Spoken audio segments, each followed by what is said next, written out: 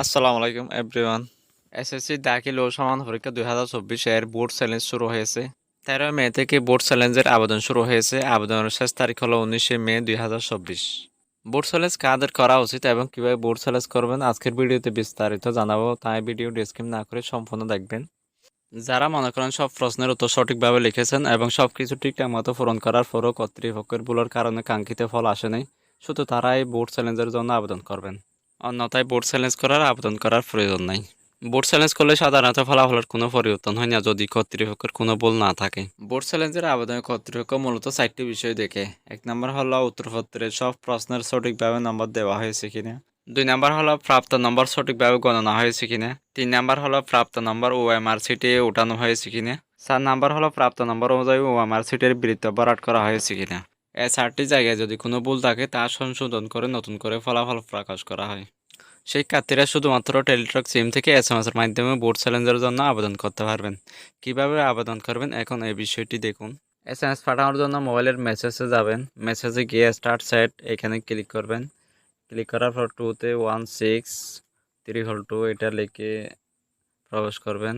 Text অপশনে গিয়ে capital letter দিয়ে লিখবেন আরএসসি লেখার পর স্পেস দিবেন। এরপর আপনার বোর্ডের প্রথম 3 অক্ষর দিবেন। এরপর স্পেস দিয়ে আপনার রোল নম্বর দিবেন। রোল নম্বর দেওয়ার পর স্পেস দিয়ে আপনার বিষয় কোড লিখবেন। যে বিষয়ের জন্য আপনি আবেদন করতে চাচ্ছেন সেই বিষয়ের বিষয় কোড দিবেন। এরপর ফাটিয়ে দিবেন। দেখুন ফাটানোর পর এরকম একটা ফিরতি এসএমএস আসবে। ফিরতি এসএমএসে আপনি একটি পিন নাম্বার পাবেন এবং আবেদন ফি কত টাকা তা জানতে পারবেন। এরপর কনফার্ম করার জন্য দ্বিতীয় এসএমএসটি লিখবেন।